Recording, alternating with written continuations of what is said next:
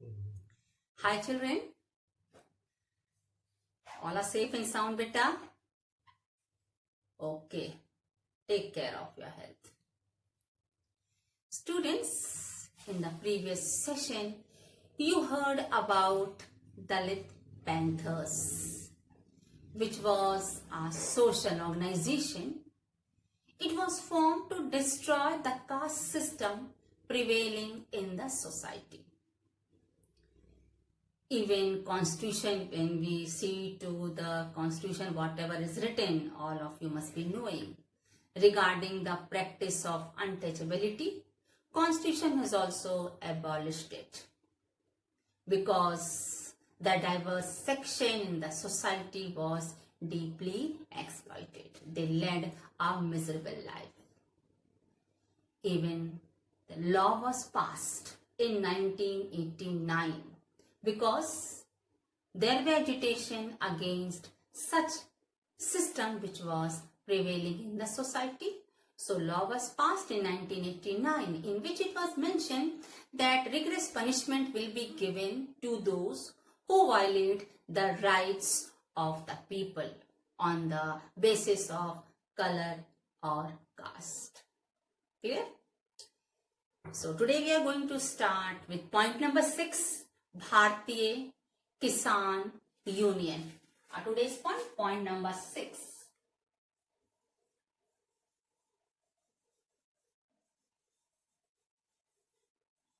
Bharatiya Kisan Union. आज का topic है भारतीय Kisan union. Of course, you know that it is a union. ये एक संगठन है, about which you were told yesterday also. Children, before this you heard about the agitation which was done on party based system और non party based system. आपने कल तक के session में सुना कि किस प्रकार राजनीतिक दलों से स्वतंत्र होकर संगठन बने और किस प्रकार राजनीतिक दलों के अंतर्गत भी संगठन थे जो समाज में फैली इस असमानता का या दलितों के शोषण के विरुद्ध आवाज उठा रहे थे. इसके साथ आपको समाज में और भी जो असमानताएं थी उसके विरुद्ध भी संगठनों ने आवाज उठाई. आपने पीछे सेशन में सुना है. So with this we start today's topic that Bharatiya Kisan Union also did a lot to see that there should be equality in the society, as there was social discontent in Indian society since 1970s. 70 के दशक तक भारत में जो समाज था वहां पर लोगों के बीच गहरा असंतोष था.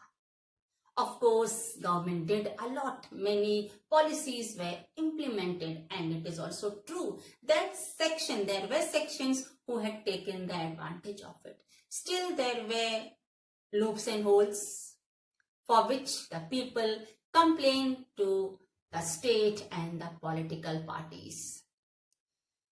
क्योंकि जो समाज में असंतोष था उसको दूर करने के लिए सरकार ने पॉलिसी बनाई, लागू किया.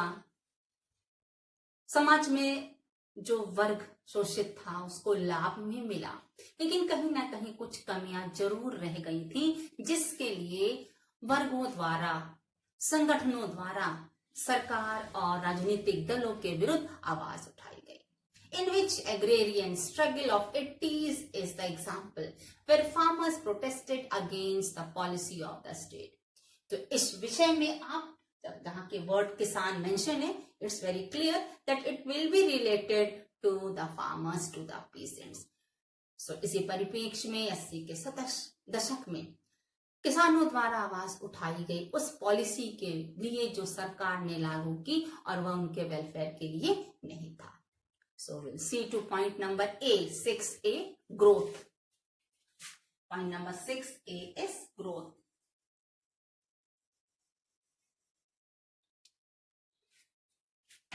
उदय, अर्थात ये भारतीय किसान यूनियन जो ये संगठन था इसके उदय के बारे में आप सुनेंगे.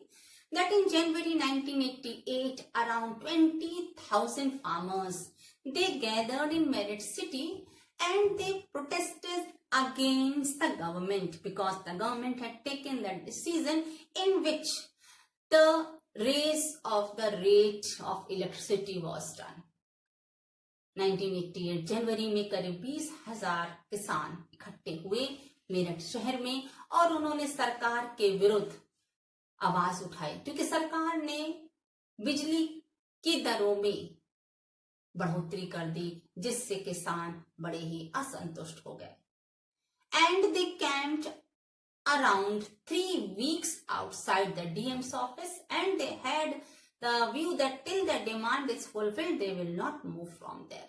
इसी परिप्रेक्ष्य में करीब 3 सप्ताह तक डीएम ऑफिस के बाहर उन्होंने धरना प्रदर्शन किया और ये लक्ष्य रखा कि जब तक उनकी मांग की पूर्ति नहीं हो जाती है वे अपने धरने को समाप्त नहीं करेंगे.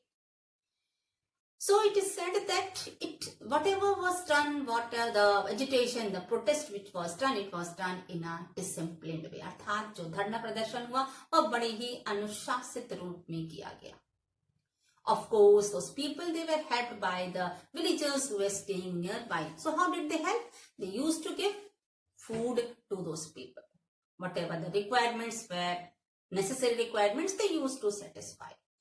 अर्थात धरने पर जो ये लोग करीब 3 सप्ताह तक बैठे थे तो आसपास के इलाके के रहने वाली जो ग्रामीण जनता थी उन्होंने उन धरने पर बैठे वाले लोगों को हर संभव रूप में सहायता दी जो उनकी अति आवश्यकता है, खास करके खाने के लिए उन्होंने प्रबंध किया. सो इट वाज डन और it was supported by the people living in nearby villages. So of course children, seeing to this, it was said that it was a great show of power of farmer cultivators. इतने लंबे समय तक इस धरने प्रदर्शन को कहा गया कि यह ग्रामीण या काश्तकारों की शक्ति का एक भव्य प्रदर्शन था जहां उन्होंने अपनी मांग की पूर्ति के लिए सरकार के समक्ष एकजुट होकर प्रदर्शन किया. So agitations were, who were the agitators? They were the members of Bharatiya Kisan Union from west Uttar Pradesh and Haryana region. जो भारतीय किसान यूनियन के जो सदस्य थे वो ही एजुटेशन कर रहे थे, विरोध कर रहे थे. And in chapter 3 already you have read about that the place in Haryana, Punjab and West Bengal, that in late 1960s the policy which was made regarding to green revolution that has really helped the farmers, in which sugar and wheat were said as the main crops. आपने chapter 3 में पढ़ा है हरित क्रांति के संदर्भ में कि 1960s में जो हरित क्रांति के संदर्भ में सरकार ने नीति बनाई उसमें लाभ हुआ, लोगों को लाभ हुआ और उसी समय से चीनी आप यहाँ नहीं कह सकते, आप यहाँ पर गन्ना कहेंगे, sugar cane and wheat was the main crops, cash crops के रूप में इन्हें माना गया. So issues which were raised by BKU, अर्थात किस प्रकार से भारतीय किसान यूनियन ने, इस संगठन ने मांग रखी, किन विषयों पर भारतीय किसान संगठन के द्वारा मांग रखी गई. Now you will hear to it the demands of भारतीय Kisan union. The first was that the higher government floor prices for sugar cane and wheat should be decided. आप जानती हैं कि सरकार द्वारा ही किसी भी अनाज की न्यूनतम कीमत तय की जाती है. तो उनका कहना था कि इन उपज के लिए, गन्ना और गेहूं के लिए सरकार को अधिकतम राशि की कीमत तय की जानी चाहिए सरकार के द्वारा, जिससे कृषकों को लाभ हो. The next point was lowering the electrical rates. उनका कहना था कि जो बिजली की कीमत बढ़ा दी गई है उसे भी सरकार के द्वारा उसमें कमी की जानी चाहिए. Point number 3, reduction in canal water charges. इसके साथ ही साथ आप ये भी जानते हैं कि नहर अति उपजा सुविधाजनक होता है सरकारों के लिए, किसानों के लिए, क्योंकि वह खेती के सिंचाई के काम आता है और ये एक प्राकृतिक संपदा नहीं है, ये मानवीकृत है. It is just done by the people. Of course, for that government supports. So it shows that the government which was involved the farm irrigation should be done by canals. So it shows that the charges were taken by the farmers. So there was a request that government should lower the price of the canal water. इनका कहना था नहरों से जो पानी की व्यवस्था सिंचाई के लिए सरकार की ओर से की गई है उसकी कीमतों में भी कमी की जानी चाहिए. Point number 4 is subsidy for purchase of fertilizers, seeds and tractors. आप जानती हैं सब्सिडी दी जाती है सरकार के द्वारा. तो यहाँ संगठन की मांग थी कि जो मुख्य आवश्यकता है किसानों की खेती के लिए जिसमें है खाद, बीज और सिंचाई के उपकरणों में खास करके ट्रैक्टर, सिंचाई के उसमें खेती में जुताई के काम आता है, सामान भी ढोने के काम आ सकता है. तो इनके लिए भी सरकार को किसानों को सब्सिडी दी जानी चाहिए जिससे वह यह वस्तुएं उन्हें कम कीमत में प्राप्त हो. Then next is about the waiving the payment in respect for the old loans, the loans which were taken by the farmers. That also should be released by the government. The government should spare the farmers from such loans. Now also here we hear now and then that the government always think very generously for such loans which is given to the farmers. किसानों का के लिए जो उनको जो कर्ज दिया गया था, जो पुराने कर्ज थे किसानों के द्वारा लिए हुए, आप जानती हैं कि ये कर्ज जो लिए जाते हैं वह एक पीढ़ी शायद कभी कभी नहीं दे पाती, आने वाली पीढ़ी उसको भरती है. खैर सरकार के साथ तो ऐसा नहीं होता, लेकिन जो आसपास जमींदारों से ये कर्ज लेते थे किसान, वो उनकी पीढ़ी दर पीढ़ी वो उस कर्ज को भरते थे. तो संगठन का मांग था कि जो भी कर्ज लिया गया है किसानों के द्वारा उसे भी माफ कर दिया जाए. And the very important point that was they wanted the representation of farmers in agricultural price commission, which used to fix the price of agricultural produce. Very clear and very important point that they said that the farmers also should get the representation in such commission where the price of the production is fixed or decided. आप जानती हैं कि सरकार उपज की कीमत निर्धारित करती है, उसके लिए कमीशन या कमेटी बनी है. तो इनका मांग था, संगठन का मांग था कि उसमें किसानों का भी प्रतिनिधित्व हो, जहां पर इन उपज की कीमत को निश्चित किया जाता है जिससे किसानों को लाभ मिल सके. क्योंकि आपने भी एक पॉइंट सुना कि उनका कहना था कि जो क्रॉप्स हैं खास करके गन्ना और गेहूं, उसकी कीमतों में सरकार के द्वारा बढ़ोतरी की जानी चाहिए. So the demands which you heard, which was raised by Bharatiya Kisan Union, in the same way some other demands were also raised for the farmers. There were farmers organization in the country in which Shetkari Sangathan of Maharashtra, न केवल भारतीय Kisan union बल्कि शेतकारी संगठन महाराष्ट्र में जो था, they also declared the farmers movement as the war of Bharat. Should be very clear. War of Bharat किसे कहा गया? It is said for rural agrarian sector against forces of India. Forces of India किसके लिए कहा गया? Urban industrial sector. अर्थात शेतकारी संगठन के किसानों के आंदोलन को इंडिया की ताकतों के लिए शहरी औद्योगिक क्षेत्र के लिए कहा गया, के खिलाफ भारत के लिए ग्रामीण कृषि क्षेत्र का संग्राम कहा गया. अर्थात it should be very clear that there was it means they were against to these two sectors. Sectors means urban industrial sector and the next was rural agrarian sector. इन दोनों के बीच they were against to each other, about which you have read in one of the chapters where you had the topic agriculture versus industrialization, in which, if you remember, it was that the government started giving priorities to set up the industries in the second 5-year plan, and in the first 5-year plan the priority was given to agriculture. So that also was a comment by the people and some of the organization that the government should have paid more attention to the agriculture than to the industries. If you remember, that was mentioned in the 3rd chapter. आपको अगर याद है तो पीछे एक topic था lesson 3 में कृषि बनाम उद्योग, जहां प्रथम पंचवर्षीय योजना में सरकार ने कृषि की ओर ध्यान दिया, प्रायोरिटी कृषि को रखा, और द्वितीय पंचवर्षीय योजना में उद्योगों के विकास के लिए, जिसके लिए कमेंट आए, अर्थात कुछ लोग इस बात को अग्री नहीं कर रहे थे कि उद्योगों पर ध्यान देना चाहिए, औद्योगिकरण किया जाना चाहिए, पहले कृषि को बढ़ावा दिया जाना चाहिए था। इस परिप्रेक्ष्य में कई तथ्य आपने पीछे टॉपिक में सुने हैं। Clear? Now will see to point number 5B, characteristics, विशेषताएं। पॉइंट नंबर 5B, कैरेक्टरिस्टिक्स, विशेषताएं। Children, you know that Bharatiya Kisan Union was too active.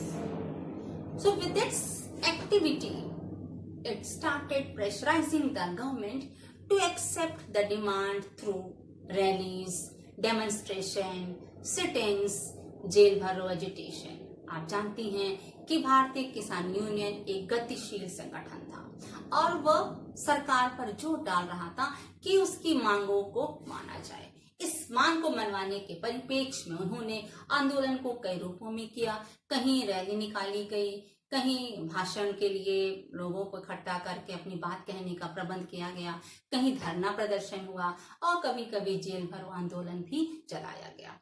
For which thousands of people they formed, they were there, and sometimes they were in lack to join such movements from various villages they had come. और इस प्रकार के आंदोलन के लिए कभी कभी हजारों की संख्या में लोग होते थे आसपास के, खास करके गांवों के, और कभी कभी यह संख्या लाख तक पहुंच जाती थी। So through the decade of 80s, 80 के दशक में वे Bharatiya Kisan union organised rallies in many districts and headquarters of state and national capital.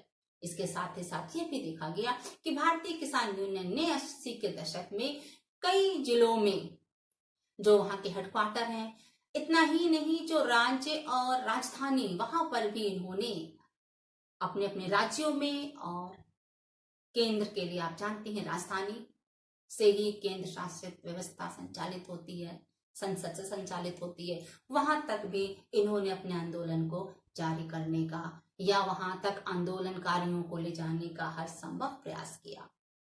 And children, the most of the BKU members, भारतीय Kisan union party members, they were belonging to single community. So the organization used tradition caste panchayats of these communities in bringing them together for strengthening the group. अधिकतर जो Bharatiya Kisan union के members थे वो एक खास समुदाय के थे। तो इन्होंने क्या किया, संगठनों ने जातिगत समुदाय को आर्थिक मसले पर एकजुट करने के लिए जाति पंचायत की परंपरागत संख्या का प्रयोग करना आरंभ कर दिया, जिससे उनका संगठन और भी मजबूत हो गया, क्योंकि ये एक ही खास जाति के थे, एक साथ थे, एकजुट थे, इसलिए भी यह संगठन और गतिशील रहा और यह गतिशीलता उनकी धीरे धीरे देश के कई अन्य भागों में भी फैल गई, अर्थात निश्चित स्थान तक सीमित नहीं। So children, in early 90s, as you know, Bharatiya Kisan Union, they tried a lot to see that the movement should result in a positive way. For that, what did it do? It distanced itself from all political parties. 90 के शतक में भारतीय Kisan union ने स्वयं को सभी राजनीतिक दलों से अलग रखा। And because it was successful, because the organization had many supporters, क्योंकि इसके कई समर्थक थे, जैसे कि आपने सुना कि हजारों और लाखों की संख्या में लोग आंदोलन के लिए, प्रदर्शन के लिए इकट्ठा हो जाते थे। So it operated as a pressure group which helped it to manage some of its demand which was accepted by the government. अर्थात इतने अधिक समर्थकों के कारण ये चूंकि ये संगठन गतिशील रहा, इसलिए यह एक दबाव समूह के रूप में काम करता था। सरकार भी इनके दबाव में थी क्योंकि इनके साथ कई समर्थक थे। इस प्रकार भारतीय किसान यूनियन को अपनी मांगों को मनवाने में सफलता मिली। Thus, the movement became one of the most successful movement of 1980s. कहा जाता है 1980 के दशक में यह भारतीय किसान यूनियन के द्वारा जो आंदोलन चलाया गया वह सबसे अधिक सफल रहा. And it was done in many of the states, especially the prosperous states of the country too. Now one more issue, children, that the Bharatiya Kisan Union warned that if India does not bargain to keep agriculture out of the purview of the World Trade Organization, country will surely face its adverse effects. कहा गया भारतीय Kisan union ने कि यदि Bharat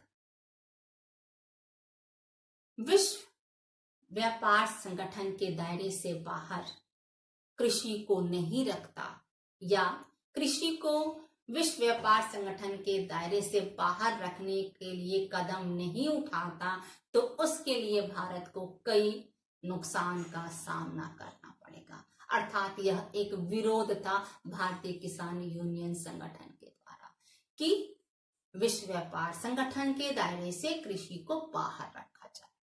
For which more than 5 lakh farmers were expected to join the rally, and Bharatiya Kisan Union will start its movement against World Trade Organization across the country.